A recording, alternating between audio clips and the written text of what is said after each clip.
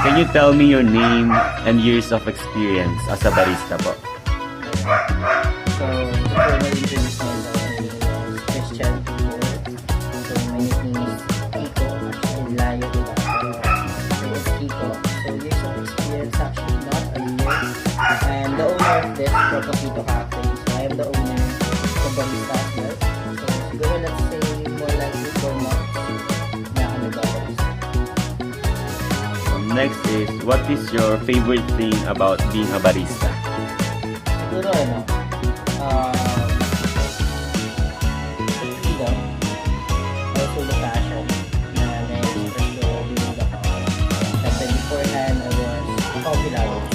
So I do coffee hacking, coffee handling, dumadayo para magkape din. Kasi na during my own coffee,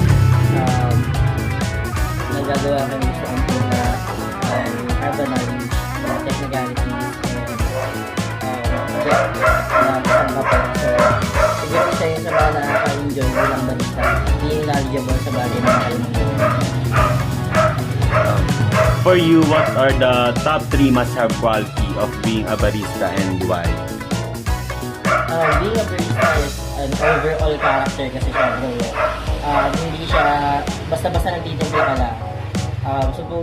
Should be dapat merong kauna-una character, pleasing personality for sure.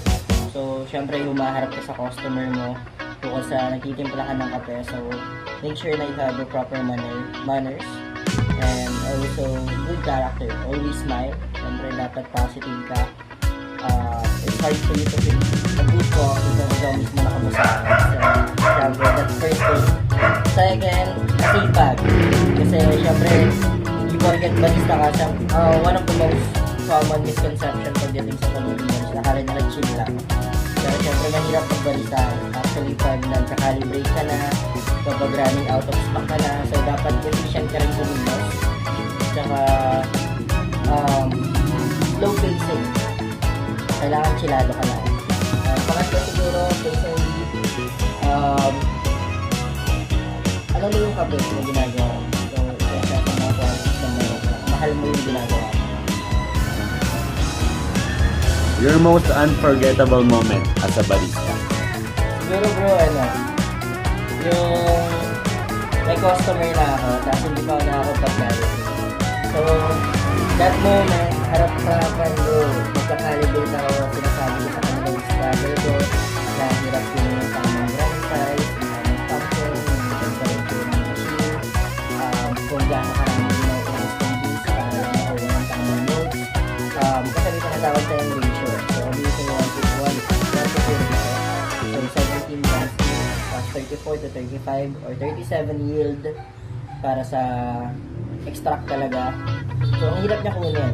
Bukod doon, kailangan mo rin siya lasahan para at least yung coffee notes or yung notes ng coffee bean is makita mo siya sa espresso shop na ginagawa mo. So, ayun, siguro unforgettable lang. Kasi, bro, almost 250 grams yung nasayang ko or na waldas kong kape or beans para lang makuha yung tamang timpla. Tapos, ang masama nun, non-coffee yung in-order nila.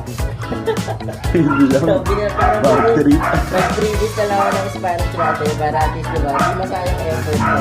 Pero, pares kami kamatawa. Sa barkada ko rin, tapos that was 12 a.m. Open si Propofito na. Soft launching pa lang. So, marami akong tropang burger na. So, ang messed up na, unforgettable sa literally. Nag-matcha strawberry siya po. Next is, your tips for aspiring future barista. Future barista. Siguro, do it. I think the most important step ng lahat ng bagay is execution. So, regardless kung gano'n nakagusto, mababaw man yan o malalim, basta ginagawa mo doon mo figure out kung para doon ka o hindi.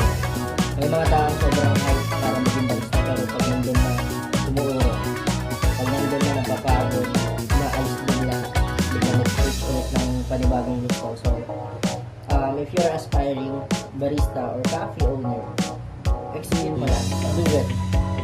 You never know unless you try. And it is the most important thing na ginagawa natin bilang tao, to try what we want. So we can learn the lesson and we can experience the meaning. There's no such thing as this. So, last question. Your favorite drink and why? Favorite drink, bro. Actually, wala siya sa menu ko. Wala siya sa akin kasi international siya. Vietnamese coffee. So, sobrang... Simula sa natikman ko yung Vietnamese coffee. Nung pumunta ako dyan. Solid, bro. Actually, nandun yung umami flavor ng Vietnamese beans. Yung pagiging matamis. Kasi almost ano siya. Almost Spanish latte. Lagyan mo lang siya ng cinnamon on top. Ang pinaka-bigay lang talaga sa kanya ng differences or walang factors yung Vietnamese coffee. Vietnamese yung ibang base na tinatawag Brazil, Vietnam, Colombia, dito yung mga atak tayo, India. So, ayun. Isa yun sa mga pinakamasarap na Vietnamese coffee. Saka siguro yung seasoned macchiato. Can never go wrong. Ayun lang po. Thank you, kuya. Thank you po. Thank you po. Alright. Coffee shop ni kuya.